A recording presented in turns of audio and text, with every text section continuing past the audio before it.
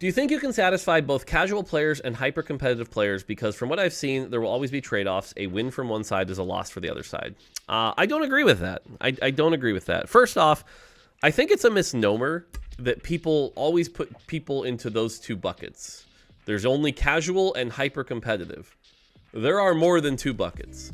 There are a lot of different types of players. Is somebody who plays 700 games a set, but is at Diamond, are they a casual? No. Are they hyper competitive? No.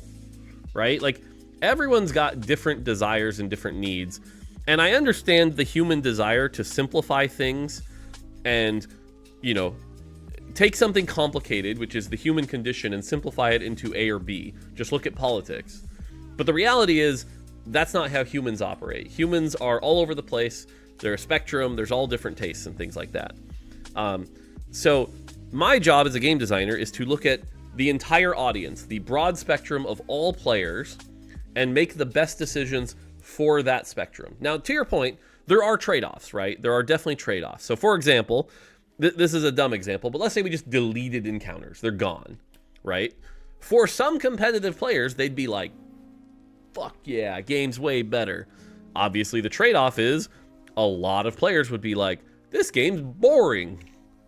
You know, that is a trade-off. You're absolutely right. But there are some decisions that don't have trade-offs, right? The new item UI, that's just good for everybody, right? I think if you look at the remover change, where everyone gets a remover on PvE rounds, yeah, from a mechanical standpoint, there are trade-offs, but overall, I think everyone has kind of come to agree over time that, like, that was just a good change. Having a remover for everyone seems good. Everyone seems happy.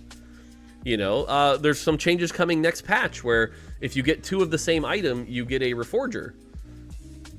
I'm guessing that one's going to be another, like, solid win, right? And so I think there are definitely changes out there that we can make that satisfy a lot of people. Now, even those examples I listed as good probably have like a 97, 96% hit rate. There are probably some players out there that are like, that was stupid.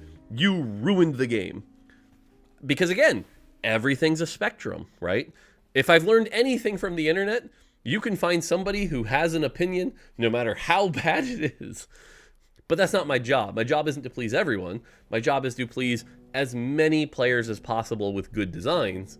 And so I think that's what we're going to focus on, is finding designs that please as many people as possible across the spectrum of the player base. I know hyper-competitive players who like fun, silly portals. I mean, if anything, we watch the competitive scene in set 12, and we saw a lot of the China players pick all prismatic and all these high variance portals. And I love watching the NA competitive players complain about it. But that's the truth, is that, are you going to tell me the people who win worlds in China aren't competitive because they don't like what you like? Come on. So my advice to you is, first off, stop thinking of it as casual and hyper competitive, and start thinking about it as just, there are lots of player preferences out there. So, yeah.